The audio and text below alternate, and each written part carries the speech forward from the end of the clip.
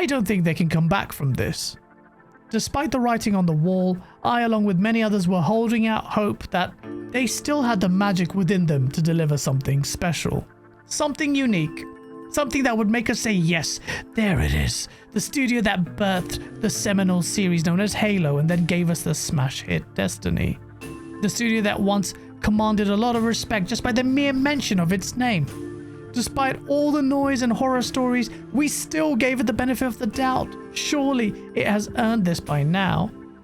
However, we just got the gameplay reveal and deep dive into Marthon, the next big game by Bungie, and unfortunately, its reveal has left many wondering what on earth happened to this once legendary studio.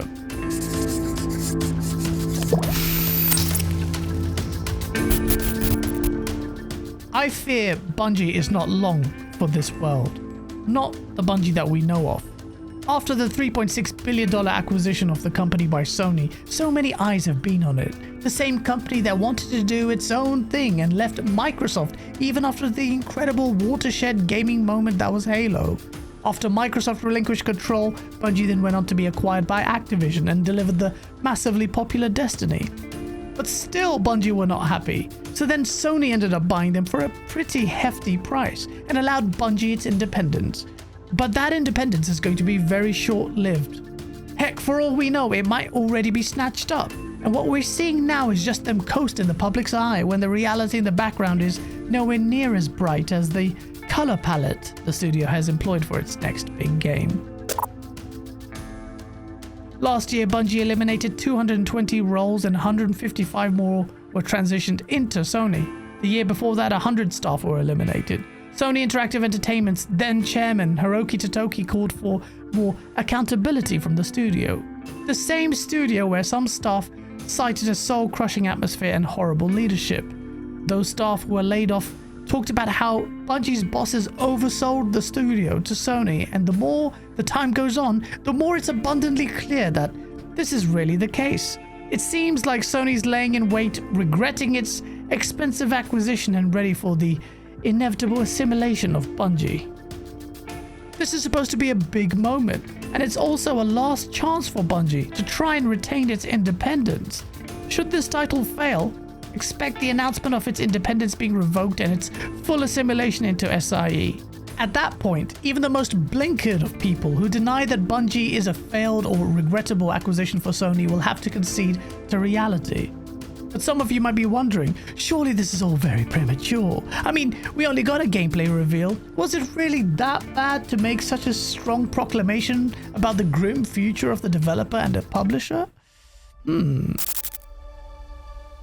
Marthon doesn't look terrible. In fact, looks are just about what it has going for it. Marthon revealed itself with a CGI trailer that was very eye-catching, and which I have doled a lot of praise for. Before the gameplay reveal, we also got more art for it being revealed, and many, including myself, were very excited. And then, we got the actual gameplay. On the art style itself, it seems that for the most part, the beauty of it seems to be relegated to the incredible cutscenes that they showed off for the game, as well as character renders. But there is a disconnect between the art that is used to propagate the game and the actual in-game assets. There are areas, particularly some indoor areas, where the game does look great, but on the whole, things look extremely sterile.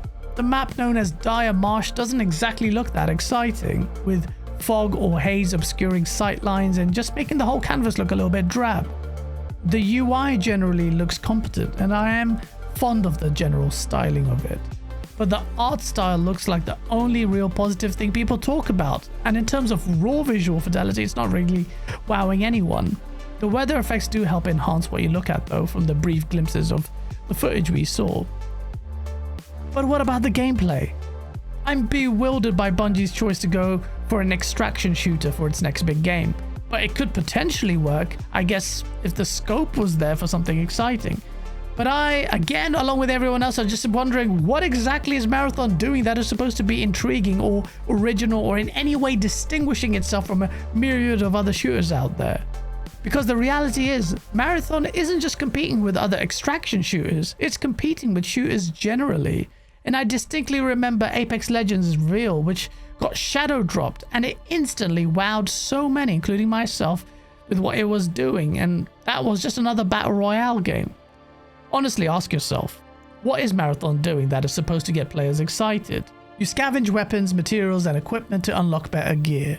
You try and survive, and then you extract. Every time I see the gameplay for the bits where players are exploring the world, I see a little glint of potential greatness there because I'm yearning for something a little bit more meaningful. But alas, it's not there.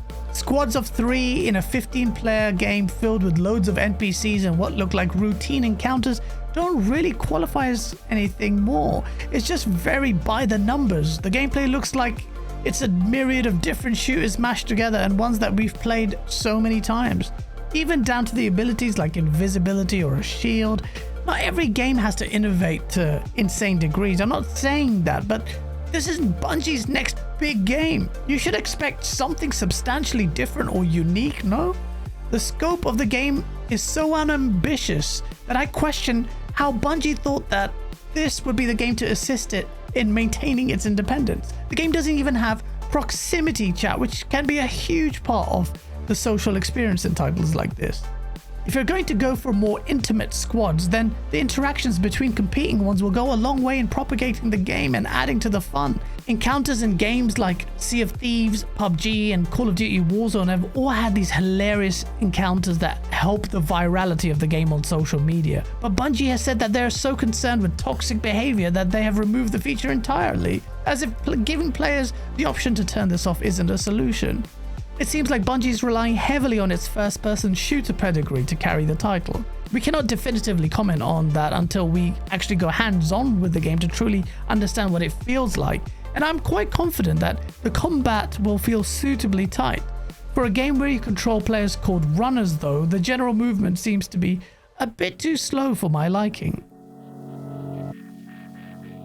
I am not the one to suggest that a single player mode or story has to be shoehorned into a game. I'm actually a vocal critic against those that demand that full price multiplayer games should absolutely have a single player mode.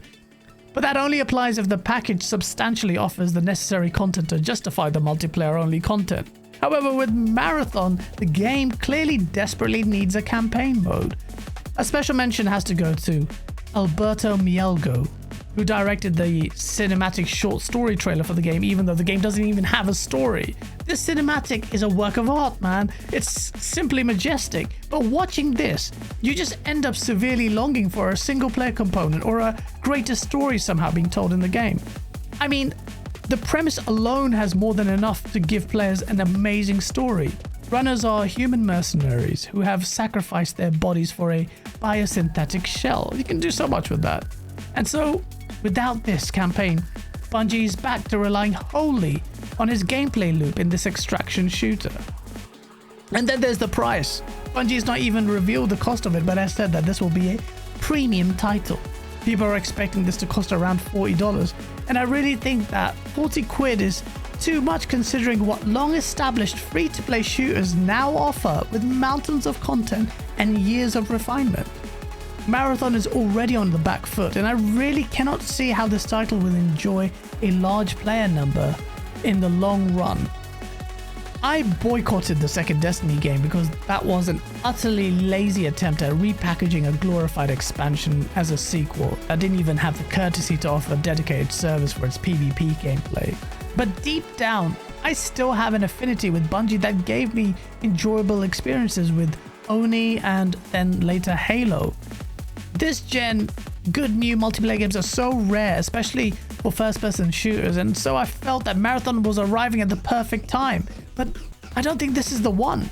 I really hope Bungie can prove me wrong here, but you have to trust your eyes and ears to a certain degree, and nothing Marthon is doing appears to be exceptional at all. So, where will that leave Bungie? Like I mentioned earlier, I think its fate is sealed. Unless it delivers a massive shock that surprises us all, I think it's quite clear that the ambition that long defined the company has left it, most likely alongside the staff that it laid off.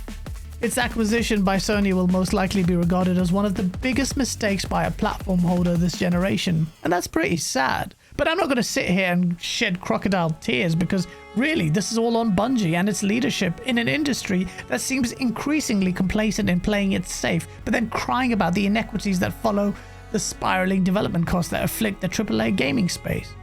But maybe I'm jumping the gun, and Bungie are going to be completely setting the doubters straight. Well, the burden is on them. Let's see if they can discharge it.